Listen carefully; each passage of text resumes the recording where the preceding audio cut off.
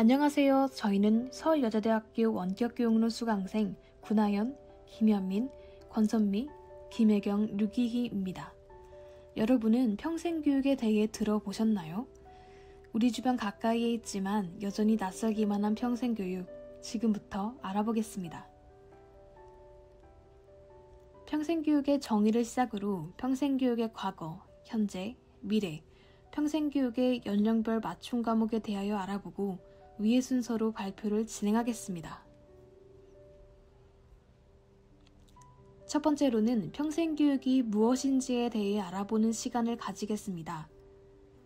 먼저 사전에서 검색했을 때 알 수 있는 평생교육의 의미는 학교 외의 장소에서 정규 교육과정 외의 모든 형태의 조직적, 의도적, 체계적 교육 활동으로 인간의 교육은 가정, 학교, 사회에서 전생애를 걸쳐 이루어져야 한다는 교육관이라고 할 수 있습니다.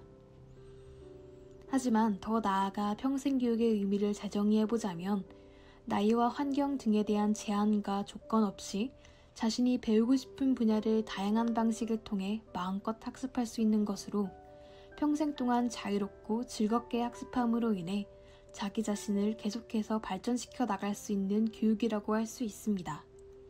다음으로는 평생교육의 과거 행보에 대해 소개해드리겠습니다. 평생교육이라는 단어는 1973년 유네스코 한국위원회에 의해서 처음으로 사용되었습니다. 이후 1997년에 평생교육법이 만들어졌는데요. 평생교육법이 생긴 이유는 이전의 교육법이 대부분 학교교육에 대해서만 다루고 있고 교육제도와 정책도 학교교육을 중심으로 세워졌기 때문입니다. 정부는 이러한 한계를 극복하기 위해서 교육과 관련된 법 체계를 새롭게 개정하였고 열린교육사회, 평생학습사회 건설을 목표로 하는 교육개혁 방안에 따라 사회교육법을 평생교육법으로 개정하였습니다. 이렇게 개정된 평생교육법 제2조에는 앞서 발표된 평생교육의 정의가 담겨져 있습니다. 평생교육이 대한민국에 자리를 잡기까지는 정부의 평생교육 체제 정비 과정을 빼놓고 볼 수 없는데요. 변화한 과정을 살펴보겠습니다. 정부가 평생교육 체제 정비를 시작한 것은 1996년 7월인데요. 정부는 사회국제교육국의 명칭을 평생교육국으로 바꾸고 기관의 기능을 전문화했습니다. 이후 2001년 1월 29일에 평생직업교육국으로 명칭을 변경하면서 각 부서도 새롭게 구성했는데요. 이전의 평생교육국에서는 평생학습정책, 평생학습진흥, 산업교육정책, 전문대학 지원과로 구성되었지만 이후 평생학습정책, 직업교육정책, 전문대학 지원과로 개편되었습니다. 또한 2000년 3월 29일 정부는 한국교육개발원의 평생교육센터를 새롭게 조직했습니다. 평생교육센터에서는 평생교육과 관련된 다양한 업무를 수행하고 있는데요. 그 기능은 크게 전문연구기능, 전문연수기능, 정보센터 기능으로 나눌 수 있습니다. 전문연구기능은 평생교육의 정책과 제도를 연구, 개발하거나 평생교육기관의 실태조사 분석과 프로그램 개발을 의미하고 전문연수기능은 평생교육사 양성과 재교육, 평생교육 종사자에 대한 전문연수교육, 전문연수기관과의 협동 운영을 의미하며 정보센터 기능은 평생학습 정보의 수집과 제공, 전국 평생교육기관의 네트워크 및 정보 교류망을 구축하며 그 밖에도 평생교육 관련 전자도서관을 운영하고 전문인재 정보은행과 교육계좌제 운영 등을 의미하고 있습니다. 평생교육의 제도적 기반 구축을 위한 또 다른 사례로는 2002년 1월 29일에 교육인적자원부에서 진행한 평생학습 진흥 종합계획이 있는데요. 평생학습 진흥 종합계획은 평생학습이 수도권에서 그치지 않고 지역화 및 생활화될 수 있는 방안, 사회적 통합과 발전을 위한 소외계층 지원 사업, 성인의 고등교육 기회 확대 방안 등을 포함하여 발표된 계획입니다. 이 계획의 내용은 우리나라 평생학습의 기회를 확대하고 평생학습의 기반을 구축하기 위해 향후 5년간 추진해야 할 27개의 과제와 100여 개의 세부 추진 방안을 담고 있는데요. 짧게 예시를 몇 가지 들어보자면 평생학습에 대한 동기 유발과 인식 확산, 평생학습 축제 개최, 노인이나 여성처럼 교육 취약계층이 사회적 소외를 극복할 수 있도록 평생교육원 및 학원의 수강료 할인, 여성평생정보센터의 지정과 운영비 지원, 기술대학, 원격대학 등 평생교육제도 및 시설 확충 등이 있습니다. 마지막으로 소개할 것은 1995년 5월에 시행된 교육개혁위원회의 교육개혁입니다. 교육개혁위원회에서는 새로운 교육체제를 수립하기 위해 교육개혁 방안을 발표했는데요. 교육위원회는 이전의 교육체제가 지금 우리 사회에서 이루어지고 있는 정보화, 글로벌화에 대응하기 어려울 뿐만 아니라 입시 중심의 교육으로 인해 다양한 문제가 발생한다는 점을 깨닫고 이러한 문제점을 해결하기 위해서 새로운 변혁이 필요하다는 것을 주장했습니다. 교육개혁은 누구든지 언제 어디서나 교육을 받을 수 있는 열린 교육사회, 평생학습사회의 건설을 목표로 시도되었습니다.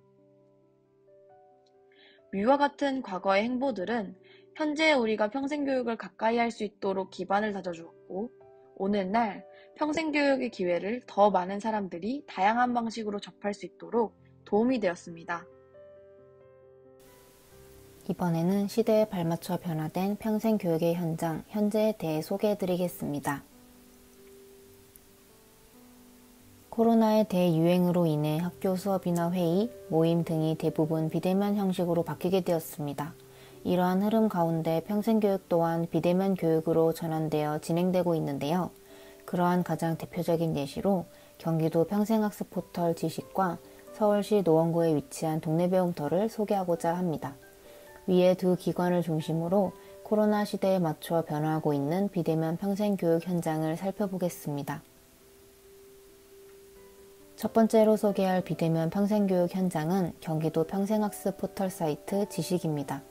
이곳에서는 녹화 강좌를 통한 온라인 학습, 실시간 화상 학습은 물론이고 사람들과 배움을 공유할 수 있는 오프라인 학습 공간 예약도 할 수 있습니다. 홈페이지를 자세히 살펴보신 후 온라인 학습으로 들어가면 IT, 생활취미, 인문소양 그리고 외국어와 같이 다양한 강좌가 있는데요. 생활상식이나 재테크, 건강관리 같은 강좌도 준비되어 있습니다. 특히 생애 주기별로 각 연령층에 맞는 강좌가 준비되어 있다는 점이 흥미로운데요. 은퇴 설계처럼 노년층까지 전 연령대가 관심을 가지고 배울 수 있는 맞춤 주제도 구성되어 있습니다.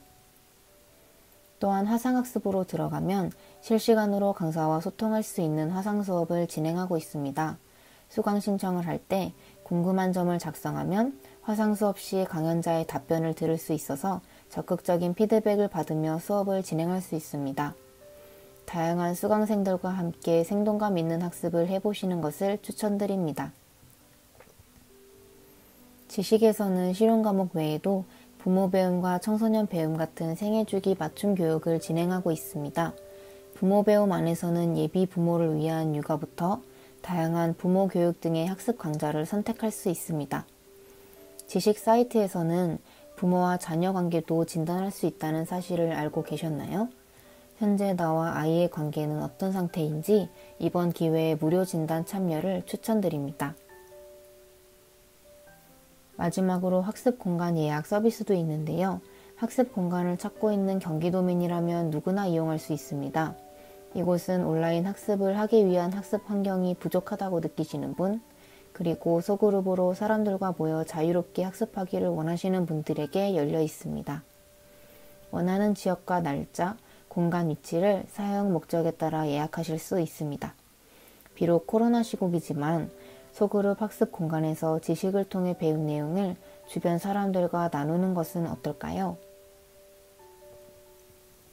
두 번째로 소개할 비대면 평생교육 현장은 노원 동네배움터인데요. 주민들이 평생교육에 쉽게 다가갈 수 있도록 동네 단위로 구축한 학습센터입니다. 평생교육에 대해 알고 싶으신 분들은 구 내에 있는 동네 배움터들을 통해 소소한 배움의 재미를 느껴보셨으면 좋겠습니다. 이러한 동네 배움터는 갑작스러운 코로나 사태로 인해 비대면으로 진행을 하고 있는데요.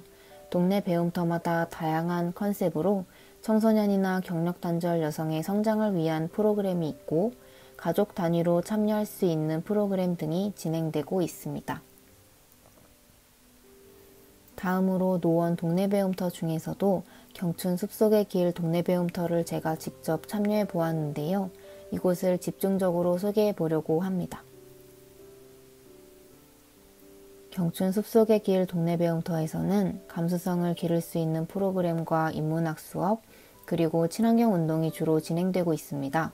올해에는 경력 단절 여성 10명을 대상으로 숲에서 만나는 그림책 프로그램을 진행했고, 지역 주민 각 10명을 대상으로 제로 웨이스트 운동과 희망 인문학을, 이외에도 초등학교 저학년을 대상으로 그림책과 놀자 프로그램이 운영되었습니다. 저는 경춘숲 속 동네 배움터의 희망 인문학 강연, 여성 독립운동사 수업에 참여했습니다. 여러분은 윤희순 독립운동가를 알고 계셨나요? 아마 저처럼 모르시는 분이 꽤 많으실 텐데요. 동네 배움터에서 그동안의 역사가 주목하지 않았던 여성 독립운동가의 생애를 배울 수 있어서 의미 있는 시간이었습니다. 또한 코로나 시국에 온라인으로나마 지역 주민분들과 함께 배우고 이야기할 수 있어서 즐거웠습니다. 오늘 소개해드린 경기도 평생학습 포털 지식과 동네 배움터를 통해 생생한 평생교육의 흐름에 들어가 보시길 추천합니다. 이번에는 시대에 맞춰 변화된 평생교육의 현장, 그 미래의 방향성에 대해 이야기해 보겠습니다. 앞으로의 평생교육은 어떻게 변화하게 될까요? 제가 제시하는 미래형 평생교육의 방향을 이야기해 보겠습니다. 첫 번째로 평생교육을 통해서 학생들의 교육 격차를 줄이자입니다. 아동 청소년기부터 사교육에 참여하지 못하는 학생들에게도 교육의 다양성을 보장하면 교육 격차를 줄일 수 있습니다. 두 번째로 평생교육기관을 공교육기관의 중심에 배치하여 학교와 평생교육기관의 근접성을 향상시키고 학교와 평생교육기관의 연계교육을 시행하는 것입니다. 마지막으로 세 번째는 평생교육기관을 기존의 교육기관과 더불어 도서관, 그리고 학생부터 성인 노인들까지 활용할 수 있는 놀이터와 쉼터로 만들자입니다. 그 예로는 다양한 일회성 체험 프로그램을 만들어 평생교육에 대한 문턱을 낮추고 전 연령이 사용할 수 있는 놀이터와 쉼터 기능을 강화하여 접근성을 높일 수 있습니다. 이러한 평생교육의 미래 방향성에 대해 고민하면서 퍼소나를 진행하여 니즈를 구체적으로 고민해 보았습니다. 첫 번째로 초등학교 6학년 김우주는 유튜브 크리에이터가 꿈입니다. 우주는 코딩 드론과 자율비행을 배워서 유튜브 콘텐츠를 만들고 싶지만 학교에서는 관련 수업이 없고 집 주변에도 학원이 없어서 유튜브 콘텐츠만 살펴보는 중입니다. 학교에서 관련 수업을 선택 과목이나 방과 후에 배울 수 있으면 부모님께 말씀드려서 배우고 싶고 이러한 수업을 받으면서 진로를 상담받고 싶어 합니다. 두 번째로 초등학교 4학년 정다미는 부모님께서 맞벌이를 하셔서 방과 후 수업 중이지만 선택할 수 있는 수업이 한정적이라 아쉬워합니다.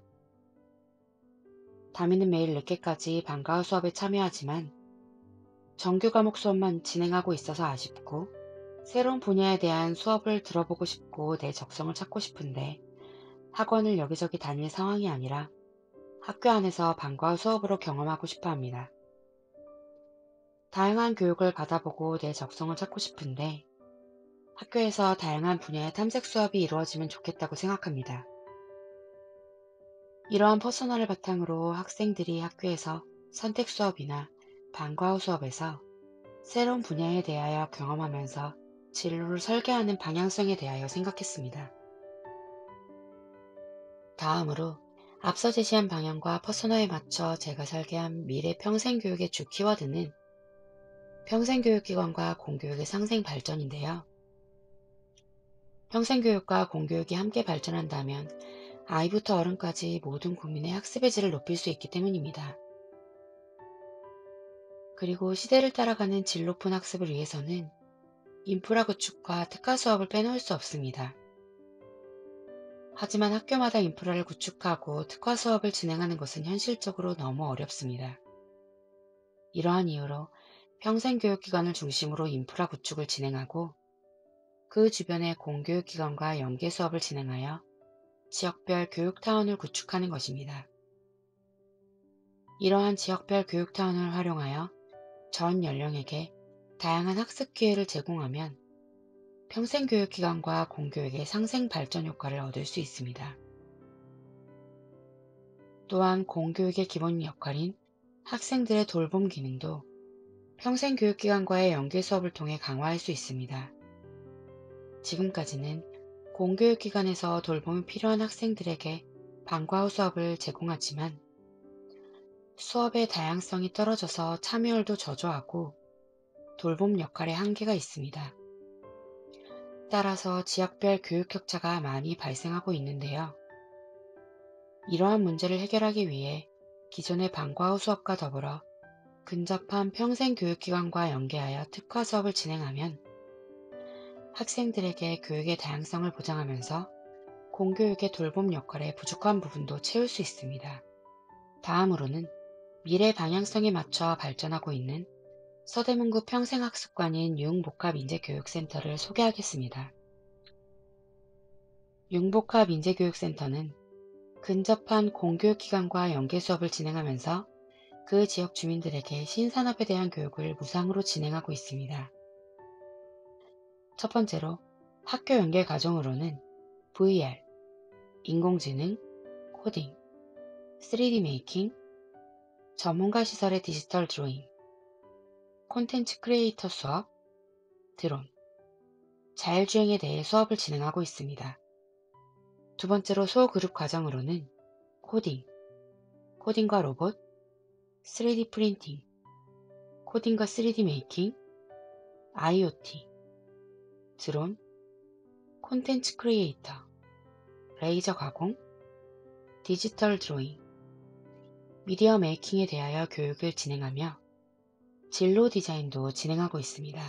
세 번째로는 방과 후 과정으로 전자책으로 그림 일기 만들기, 유튜브 광고 만들기, 나만의 VR 콘텐츠 만들기, 나만의 아이디어로 3D 공간 만들기, 코딩 드론과 자율비행 체험 수업을 진행하며 분기별로 수업을 변화하여 다양하게 진행하고 있습니다. 지금까지 평생교육의 과거, 현재, 미래에 대해 알아보았는데요. 지금부터는 당장이라도 배우고 싶은 연령대별, 관심사별, 맞춤 과목을 소개해드리겠습니다. 먼저 10대 맞춤형 과목입니다. 특히 입시보다는 자기계발이나 전문 기술을 배우고자 하는 분들을 위한 추천 과목입니다. 평생교육에서 가장 많은 비율을 차지하는 것이 바로 직업전문 기술인데요. 세계적으로 유명한 호텔 브랜드 엠버서더에서도 와인학개론 등의 다양한 평생교육 과목을 운영하고 있습니다. 외식경영, 바리스타, 항공, 미용 등 다양한 평생교육 과정을 찾아보실 수 있습니다. 2030 세대의 가장 큰 고민은 뭐니 해도 진로 탐색 아닐까요? 저도 그렇지만 이 길이 나의 길이 맞는가 하는 진로 탐색에 대한 고민이 가장 많은 것 같습니다. 평생교육에는 사설 학원보다 더 다양하고 구체적인 교육과정들이 준비되어 있습니다. 자격증 준비에도 도움이 되는 과목들이 많으니 참고하시면 좋을 것 같습니다. 인생에서 수입이 많지만 가장 지출이 많다는 이 시기, 단연 자산관리가 최대 고민거리인데요. 여기 아주 현실적인 자산관리 꿀팁 강의들이 매우 많습니다. 그리고 자산관리 과목들과 함께 창업 과목들도 있는데요. 이제껏 쌓아온 노하우와 기술들로 내 사업을 시작하시려는 분들께 추천드립니다. 라이선싱, 지적재산권 등의 강의로 법적으로 국가에서 보호받을 수 있는 내 기본 권리를 알아보실 수 있습니다. 심리사회학에서는 이 시기를 인생의 황금기라고 합니다. 육아에서 벗어나 새로운 인생을 시작하기 때문이죠. 새로운 출발을 꿈꾸시는 분들께 추천드리는 과목입니다. 동양화, 의복 만들기 같은 예술활동은 물론이고 가족상담, 가족치료 같은 실용 과목들도 배우실 수 있습니다. 소개해드린 과목 외에도 정말 다양한 교육과정들이 있으니 일배움, 학점은행제 사이트를 통해 더 많은 정보를 얻어가시면 좋겠습니다. 끝까지 지켜봐 주셔서 감사합니다. 전 국민이 평생교육과 함께하는 그날까지 서울여자대학교 원격교육론 1조 구나현, 김현민, 권선미, 김혜경, 류기였습니다. 이상으로 발표를 마치겠습니다.